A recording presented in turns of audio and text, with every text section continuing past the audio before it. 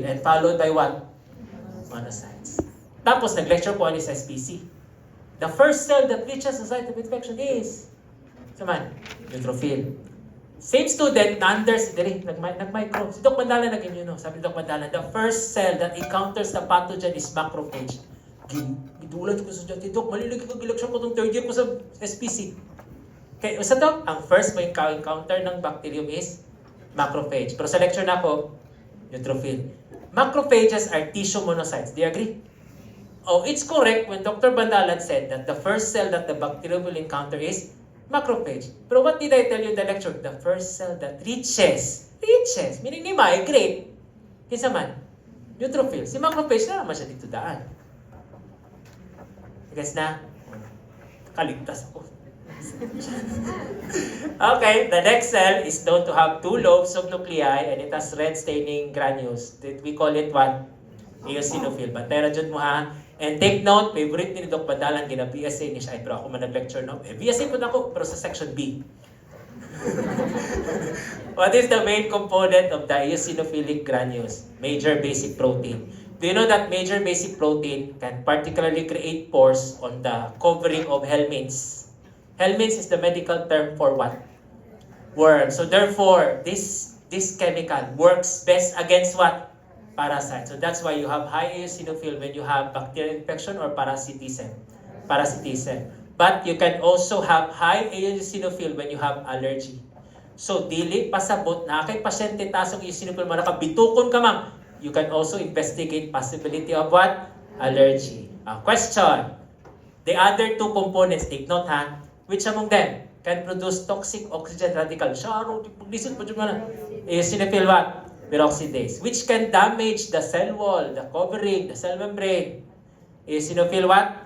Cationic protein. But which is the more potent one? What?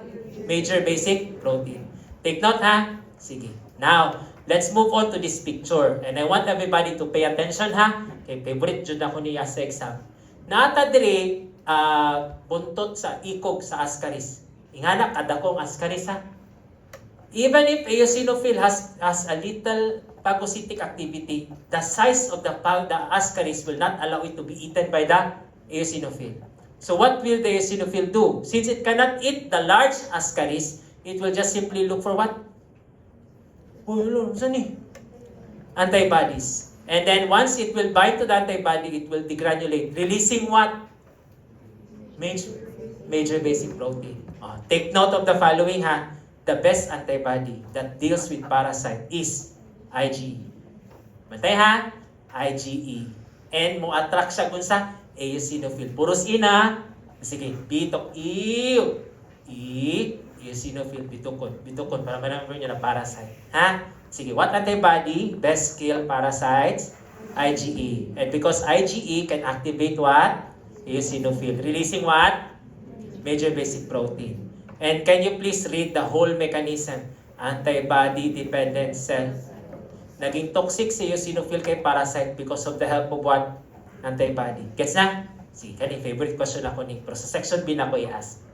So, i-leak na ako ang questions ako sa B karon o ma-i-leak na ako ang questions na ako para sa inyo ha. Ana na ha. Sige, if you have friends in the other section, you ask them.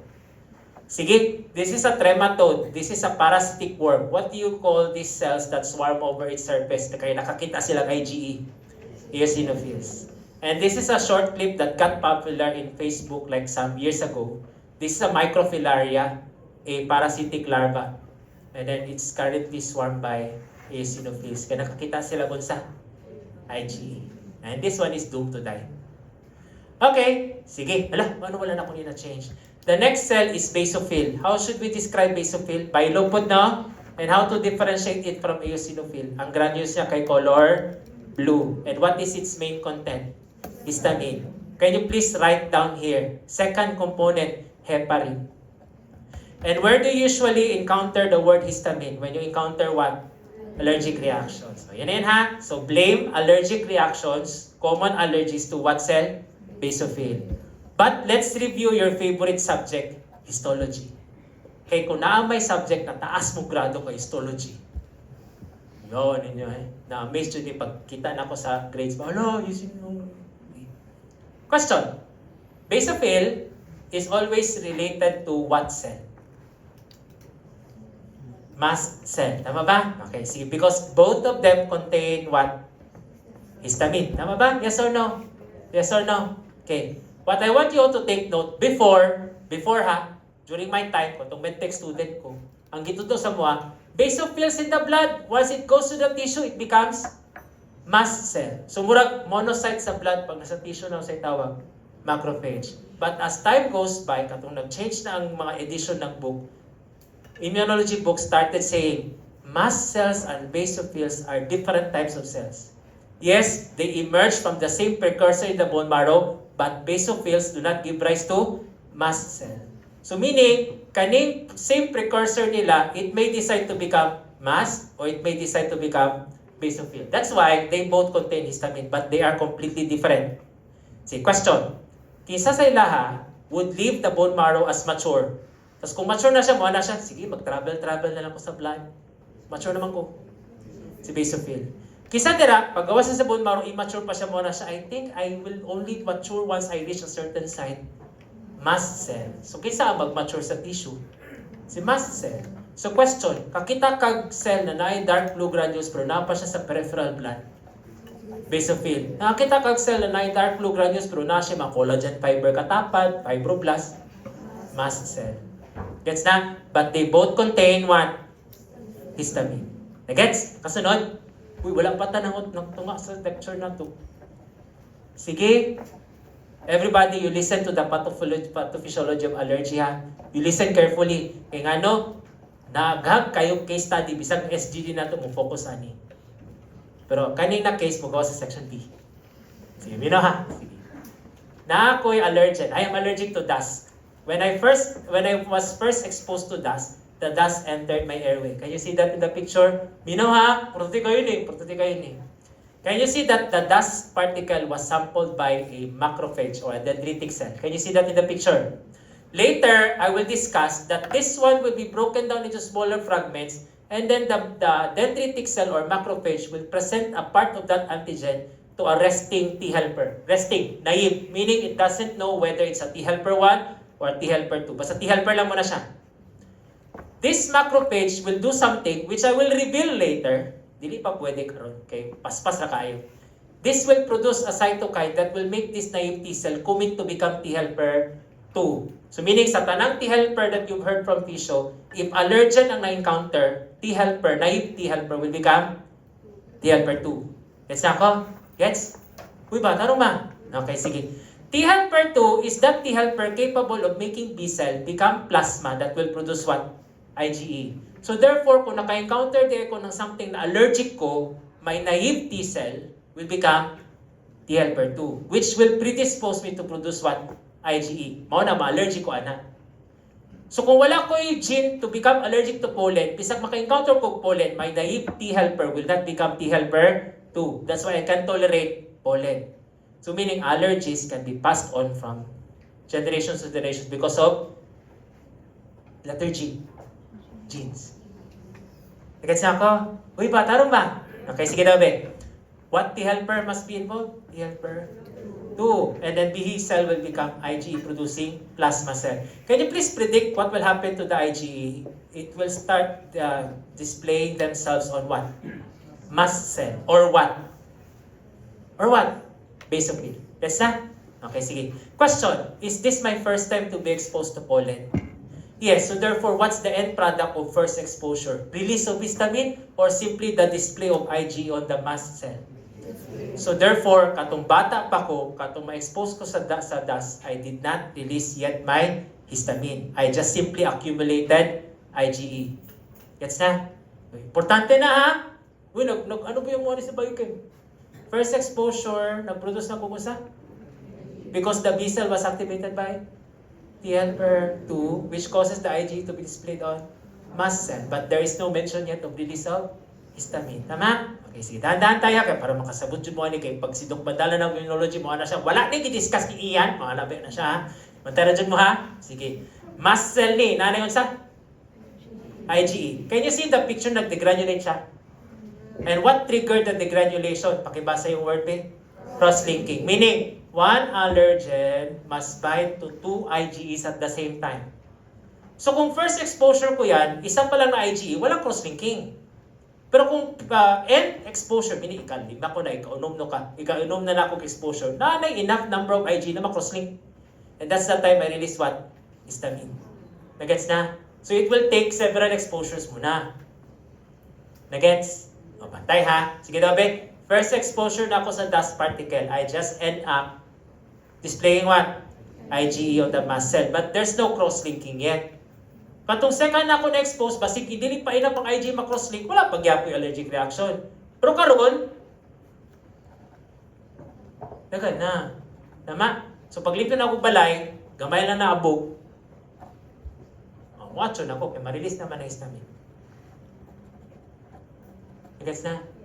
So it would take several exposure. Gets na? Bantay ha, i-explain pa dyan ako itong tarong ha. Okay, mag-essay na ba? Kabalo naman na essay version ng iLearn. Tapos mo lang may pre-print the essay as answers of the student. Dugay naman na tamad lang may magamit ang option na essay ko, i-print 120 plus. Checkan mano-mano. Pero pwede. Sige na, para mabalik na tayo ng essay gani. Nga sila mo click ABCD, balik pa yung kipili na choice. Essay na, parang, ibawan siya ba kung naamoy na subtalo dili. Naman ang iLearn. Nga naman siya kaano. Wala lang na mo ginag-utilize.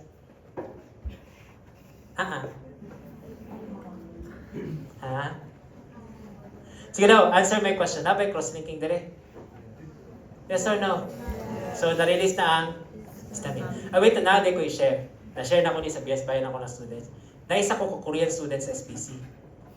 Siya, Doc, kasi na-share na ko na bata pa ako, nagdulo na yun, nag-expose sa dust, karon tiguwang na ko, anak ko. Siya, Doc, you're already 20 plus, because I was 20 plus back then. Siya, you were first exposed to dust, let's say for example, you were 5 years old then. Your mast cells do not last for 5 years. So pasabot ka namatay na after 5 days. So ano mag-accumulate man? Nagas yung question niya. Pero ko saya, IgEs are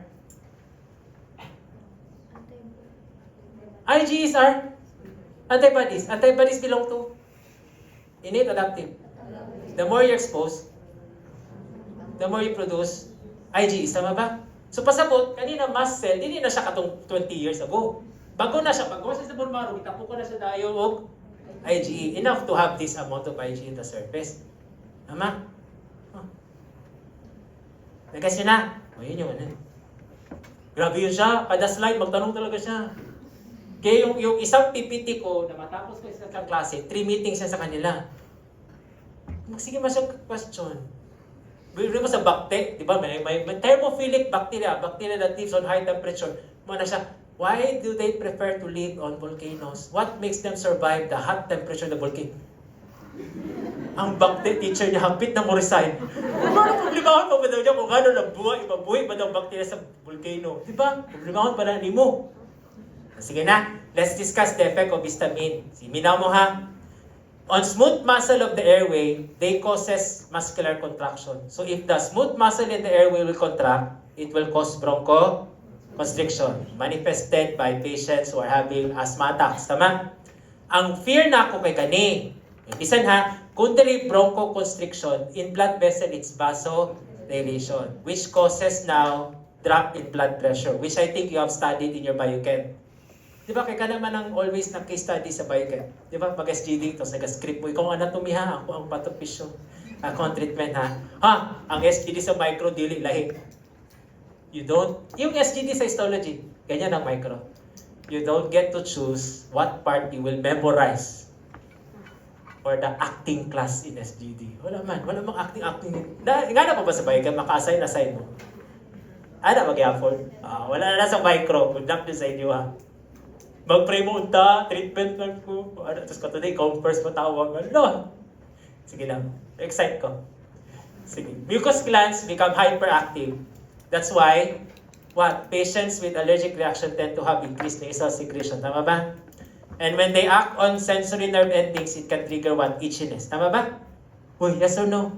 Okay, sige David. Let's review what happens on the airway. Bronchoconstriction. What happens to the blood vessel? Vasodilation. Ang fear pa dyan nato, increased vascular permeability, allowing ano to? Further drop in blood pressure. And we call it shock. Tama ba? Usa ganitong katong cell sa stomach na makaproduce ng HCl, parietal. And parietal is activated by two chemicals, gastrin and histamine. So do not wonder why some patients having asthma will also complain of epigastric pain. Kasi the histamine will also act on the parietal cells, producing what? More HCl. Sige. First exposure sa ganyang result, display of IgE. Second exposure, anong keyword na to? Nose leaking. Do not forget this one na, pag SGD case ni section B. Ha? Yung na ang friend yung section B, hala, allergy man, anaphylactic shock, ha? Sige, sa inyo, okay, putang na ako katong pinakalisod. Itong type 4 hypersensitivity. Sige lang, good. Okay, section A. Sige, let's go with the agranulocyte. The first member is what? Monocyte. Sige, how will you know if the cell you're dealing with is monocyte? It's the largest and it has what? Lobe nuclei or lobe nucleus or kidney bean nucleus? Kidney bean. And what do you know so far? It's the second cell that replaces your neutrophil. Tama? And once in tissue, it becomes what? Macrophage. Pero na-mention ba si dendritic sa fission? Na-mention? Yes or no? Okay, sige. I have a question. Both macrophage and dendritic are derived from what? Monocytes. I have a question. If I am a monocyte, when do I decide to become a macrophage? And when do I decide that I should become dendritic? Sige na. Sige na ba? Ulaan nyo lang ba? In what situation? Mga ano kayo, macrophage na ko. Ay, pwede, dendritic na lang ko.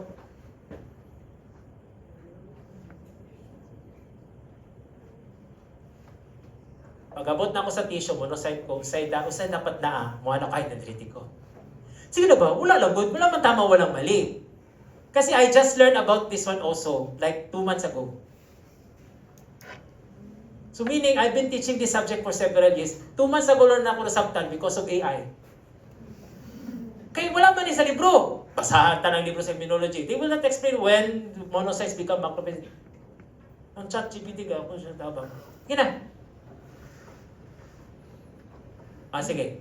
Clue. Letter I. When there is.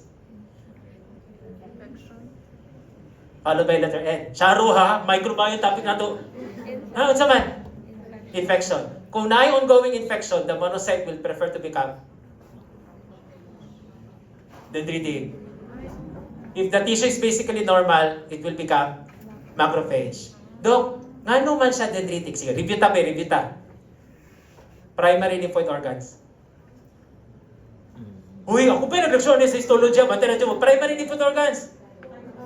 Thymus and bone marrow. Secondary lymphoid organs, lymph node, spleen, tonsil. Tama? Asa makita ng mature TND.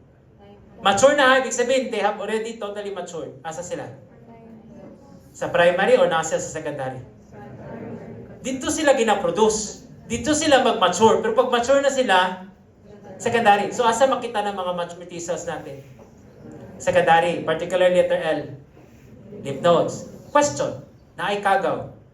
Both of them can engulf the kagaw, but which do you think is capable of migrating makabot siya sa lymph node? Isa man. Dendritic. So which do you think is capable of activating the T cell? Dendritic. Siya the monocyte will prefer to become dendritic because it can migrate to the lymph node and activate what? T cell. So pasabot, everybody, minaw ha? Kanyang lymph node na ang T cell dito, kinsa lang ang makatravel dito na dito. Ay, asa ba itong word na ginapagitan ako? Ito, monocyte, may imog macrophage na lang siya dira. Wala man yung word ay. Pero kisay mo migrate ka ni dendritic para mag-activate siya ng T cell. Alam niyo, mahirap yung trabaho niya. Sa lahat, di ba T cells are specific, tama? Alam niyo yung gawin niya? Kamutan ng T cell ha, and you prefer a different antigen. Muna ko si dendritic, isunod ako lymph node. Isa din nakailang kay staphylococcus, ay dili. Streptococcus, ay staphylococcus, dili. Isa-isa niya tanang T cell dito. Tapos kung makita na niya ang T cell, that's the time that T cell will migrate towards the area of infection and activate the B cell there. So question, pag ang T cell nandito na kina-activate na siya, kasi ako, so nagbutang si Lord ng macrophage para kung ma-encounter ang the same antigen, macrophage can just easily activate the T cell. Kaya wala ni hawa naman siya sa lymph node, wala naman siya sa area. So therefore, during infection, monocytes prefer to form dendritic. In the succeeding infection, what will now enhance T cell function is the presence of macrophages. Nagets na ako? O yun na yun. Yun yung explanation. Nandiyan na talaga. Summarize na. Nandiyan na ha. Gihin mo na lang akong story. Isa ganitong maabot sa lymph node, ma-activate sa T cell. Dendritic. Tapos si macrophage, tapad naman niya ang T cell. The second time you'll encounter the antigen, si macrophage, it's my time to shine. Gets na? Pero di na niya lang mulaag. Pinaan naman ang T cell daan. Ayun na. Gets na? Okay, bantay mo ha. I-explain mo na kung tarong ha. Sige na, kinsa sa duha ang makakapable of generating new immune response? T cells. Kinsa ang makakitagin sa locally available memory T cell? Si macrophage na. Gets na? Bantay ha. Andiyan dito. Maghatag na lang kung kapya niyo eh. Labi tayo mawala sa kuha. Kung namoy kapya niya, wala naman ko nagatutuan ni San Pedro. Kaya di ko ganaan maabot sa SPC. Kaya di na sila maminaw. Sige, liver. Upper cells. Sige, central nervous system. So man, microglia. Sa'yo tawag sa glomerulus. Sa sangkyan, sa bone, osteoclast, sa lungs, alveolar macrophage. Pero na pa siya tawag, dust cell. Skin, spleen, follicular or red pulp macrophages or follicular macrophages. Galing? Sige, bantera dyan mo ha. Memorize ha? Memorize ha kay BSA ni. Tanan na lang ka ito BSA ito next week. Ano ba? Sige na ba? Allow me to give for the first time a purely BSA set of questions. Sige na, micro Lord. Ano naman? The study of immune system.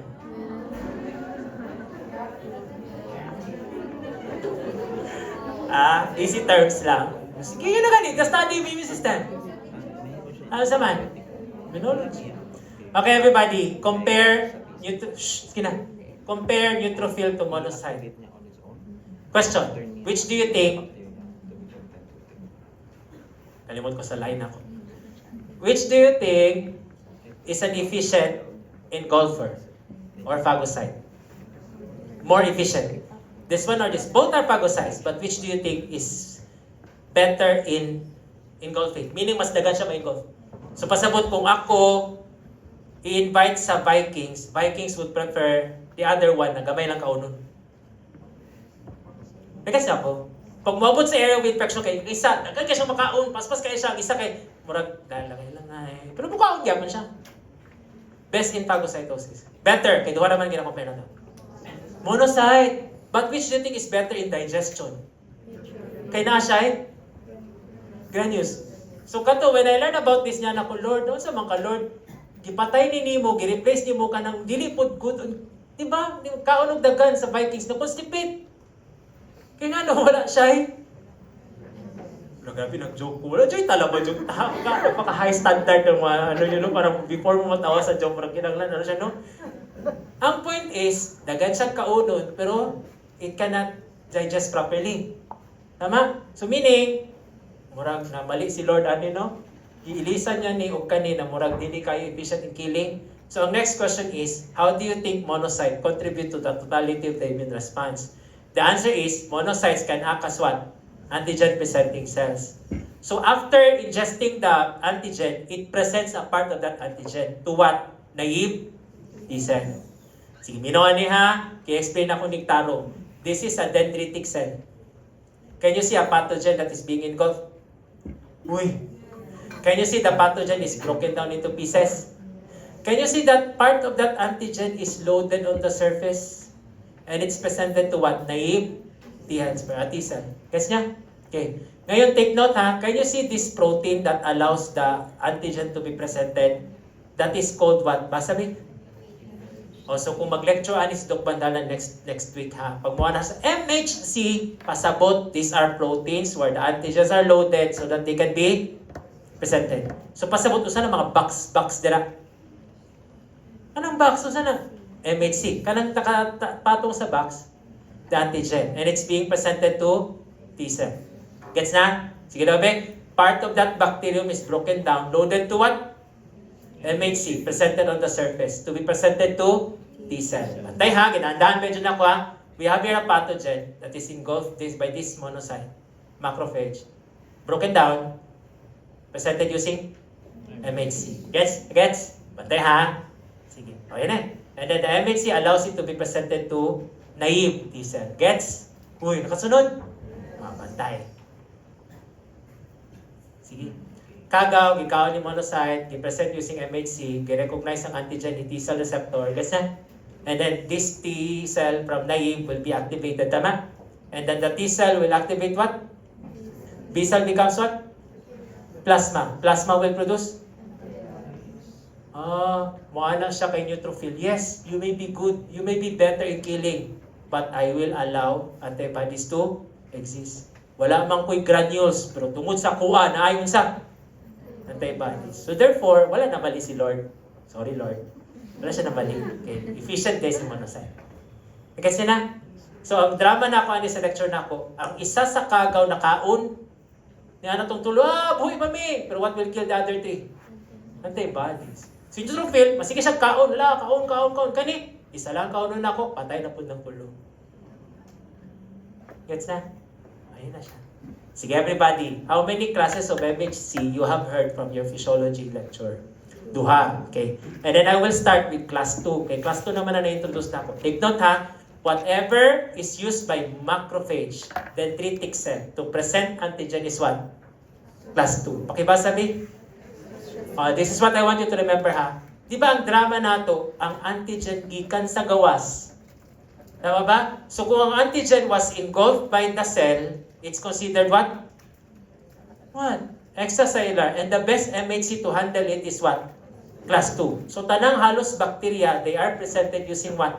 Class 2. And di ba after presentation, after displaying, it should be presented to T cell, tama? And what T cell will respond to a class 2 MHC? CD4. Always remember ang pairing. 2 times 4? 1 times 8? 8. So 2 and 4, 1 and 8. And then what I always tell my students, can you recall the way you wrote number 4 before? Kanang ana oh. Parang pa-chair like na 4. Tapos baliktaron niyo mo to siya, letter H, kasi 4 is found in T helper. That's my way of making my students memorize. Wala naman kung nagatuduan niyo ng subject mag-good. Sa BS Bio na lang din sa DMSM. Dugay na kung walang tuduan sa SPC. Sige na. Extra intracellular. Bantay na dyan yung mga bantayan mo. Tubag, gikaon ka, gikan sa gawas oh. Extra. O sa mga MHC of choice na to. Class 2. And then presented to T cell. Take note. Can you see that receptor of T cell that is used to recognize the antigen? That is called what? Lisod kayo memorize yun. T cell receptor. And part of that T cell receptor is CD3. I have already introduced one CD marker ha. You should not blame me if you don't get it correctly in the exam. So kanang T cell receptor, ang part ana sa sulod na yung sa CD3. So if you want to know whether the cell you're dealing with is T cell, you look for CD3. Bantay ha, nag-introduce ako isa ka CD marker, bantay na dyan mo. Sige everybody, minaw ani ha? Minaw. T cell, T helper, baliktaron natin 4. Tama ba?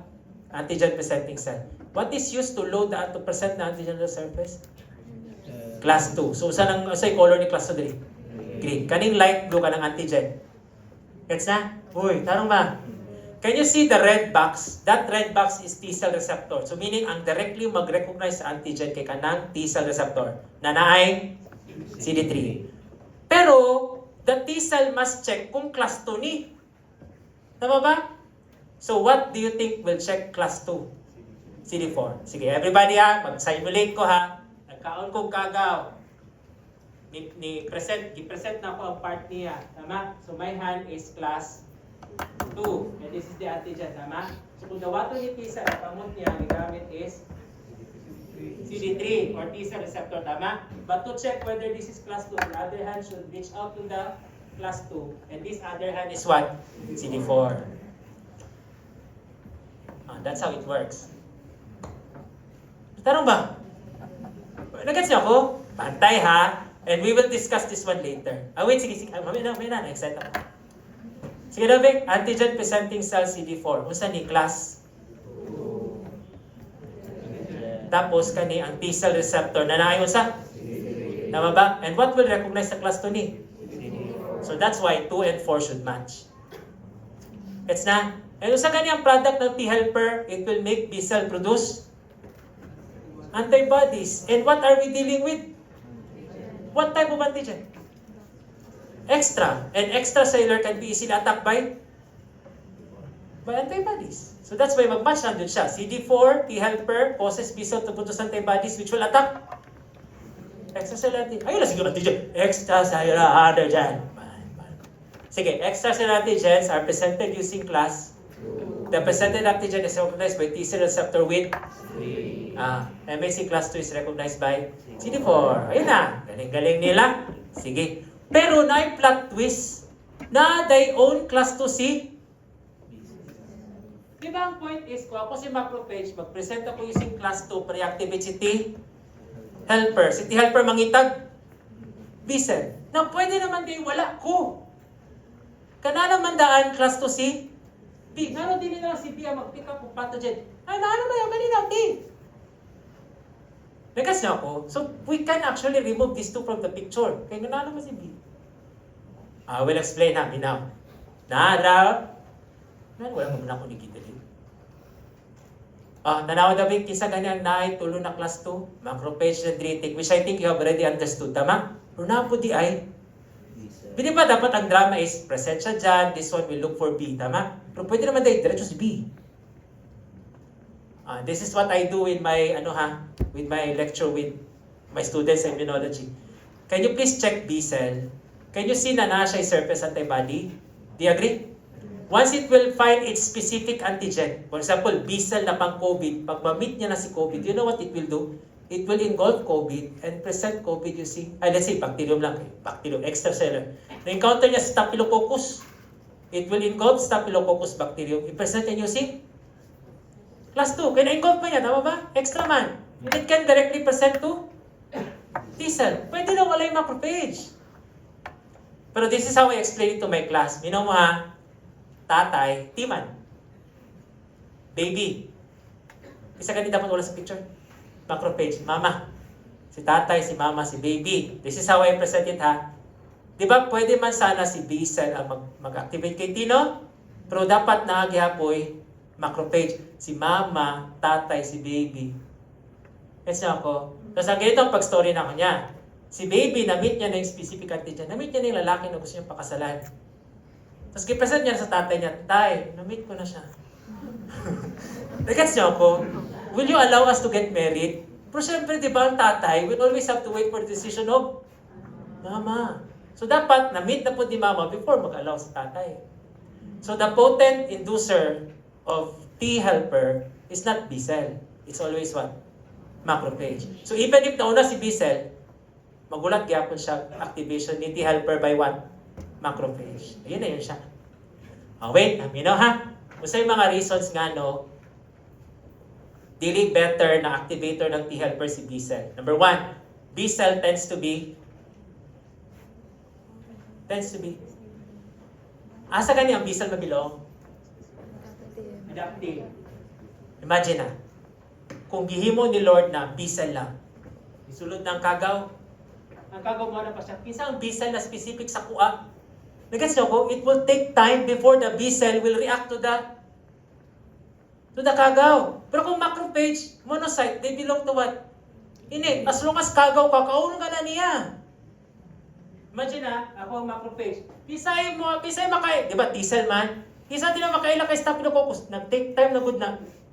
Imagine akong B-cell lang. Mas Staphylococcus. Kisay na kailan ako? Small na si B. Ako, si B-cell po. Kisay kayo na kaila sa inyo, ati. Dugay na. So that's why natin macrophage. Diba? And B cells are not good phagocytes. They cannot engulf large bacteria. Kisa di kaya makadaog mga bacteria. Macrophage kaya po. They can only settle with small antigens. So kisa dyan ang better in activating APCs. Macrophage. Ayun na, yan yung reason na nandyan ha. Sige, I'll provide you a copy of this later. Sige, what is shown in the picture please? Virus. Viruses, look at the parts. Minomori kay kani ang pinakalisod na topic sa prelim sa daghang kay estudyante hindi mawala no gana. Promise. Pag nana mo nila chapter, mo na mo throw microbiome. Promise. Naay nucleic acid, naay capsid, naay envelope. Ganun, do not mind. Pero wala mo'y mabasahan dira na mitochondrion. Walay Golgi, walay peroxisome. So meaning, viruses are not cells. So, they cannot multiply on their own. They don't have the machinery. So, what they will do? They have to enter a human cell. Tama ba? And insert their own DNA and allow the human cell to duplicate the DNA for them. Tama? So, if that's the case, viruses are extra, intra. Sila man sulod. Intra. So, therefore, we do not deal with viruses using class 2. We'll deal with them using what? Class 1. Gets na? Pero wait ha, nahin plot twist kayo mo. Tuo mo. Basta virus class 1.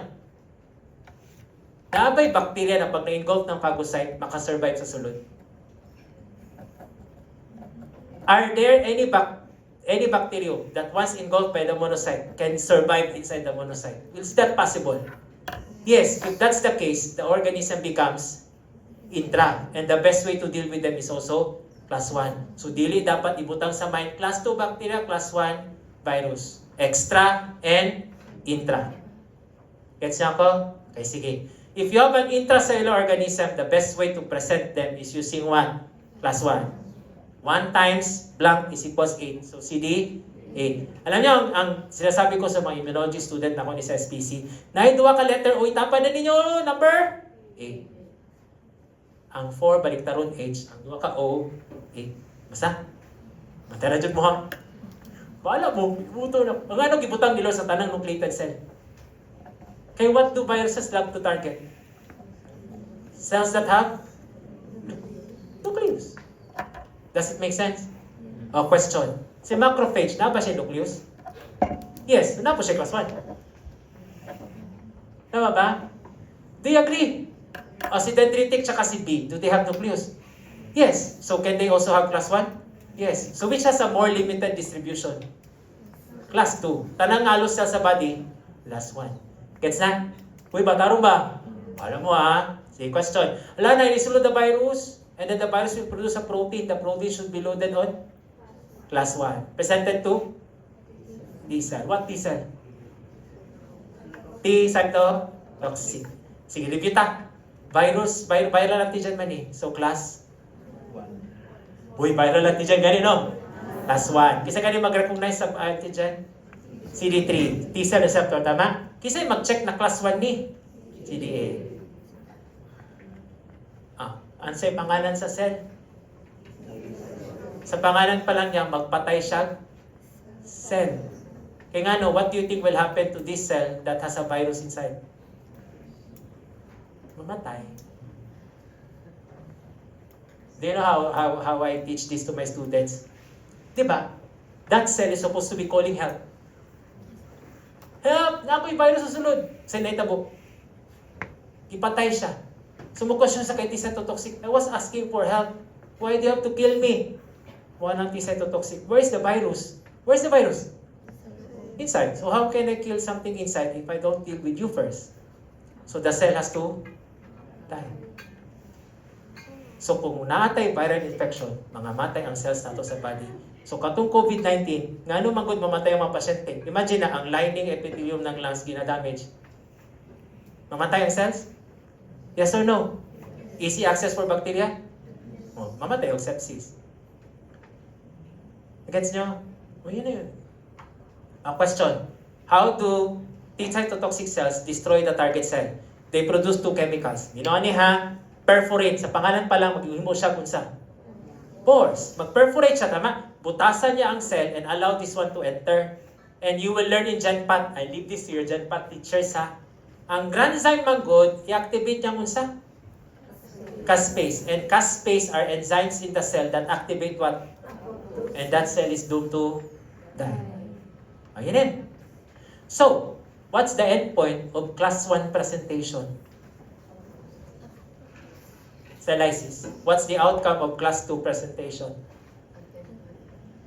What's the endpoint? Kung class 2 na parang ginamit, the endpoint is production of antibodies. And viral infection will almost likely end up with what? Cellysis. So, mas delikado na yung mag-viral infection, no? Kaya mga matay na cell. So, ayaw ka wonder sa pedia rotation yung mga ma'am, ang bata ma'am na ay measles mama. The moment mag-ubo ang bata, ibalik dahil sa hospital, kaya admit na to kay pneumonia. Mukha ng mama, pneumonia, bacteria man na. Measles, viral, atakihon ng airway. Respiratory droplet ba siya? So, say, infect niya first. Airway, tama? Umawala ng barrier, kaya nangamatay ang cell. Easy access for bacteria. Ano na to? Kabalo kong tubag na mo, ana. Sige, involves the presentation of extra class 2, intra class 1. Tapos yun na, binaliktad ko yung 4.